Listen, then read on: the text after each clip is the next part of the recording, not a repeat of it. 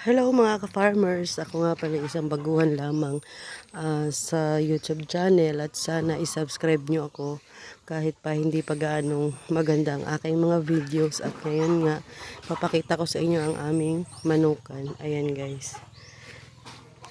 Ito yung aming mga kulungan ng breeder. Ayan.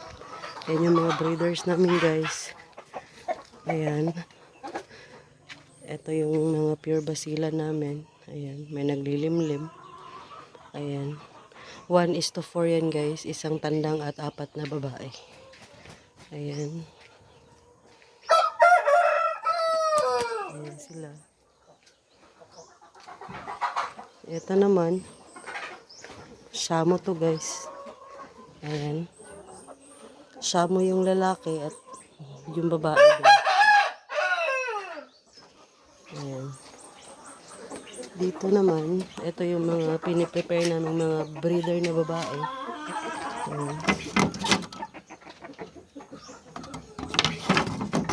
Mga basilan din yan guys. Ayan.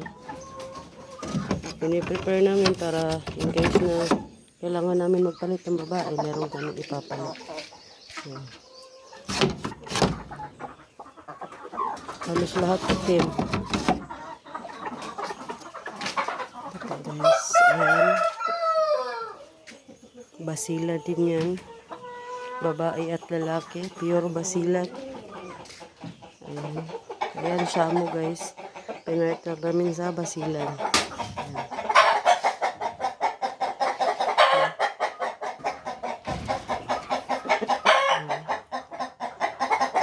Shamo. Ayan. Basilan naman. Meron din kaming crossbreed ng RIR. Ayan. At dyan naman ay sa mga kambing. Kulungan ng kambing. Dyan ay sa mga pabo. At ito naman ang aming mga soon to be breeders din.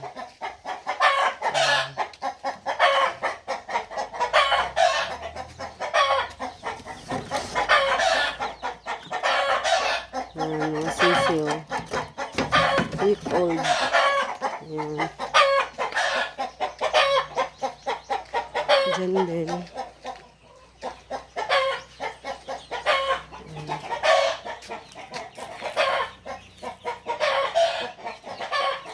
Pwede na yan. Malapit na yan ibenta guys. Meat type. Ito na yan. Shamo yan guys. Pure shamo.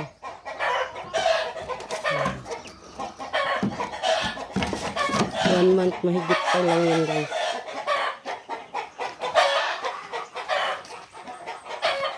At dito ang aming brooder. Ayan.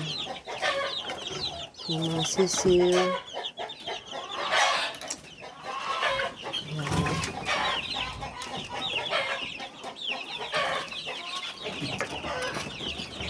Ayan.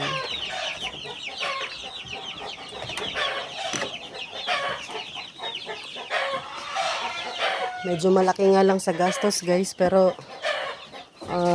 ayos lang naman, at least merong pumapasok pa rin na pera, dahil nga kapag dumating na siya ng 2 months ay nakakabenta na kami ng pang meat type, dahil yun yung gusto ng aming mga customer. Ayan yung kulungan guys.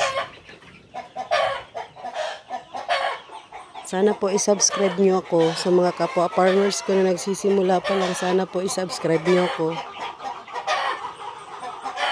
Pasensya na sa aking video ngayon, hindi masyadong maganda dahil nga baguhan pa lang ako.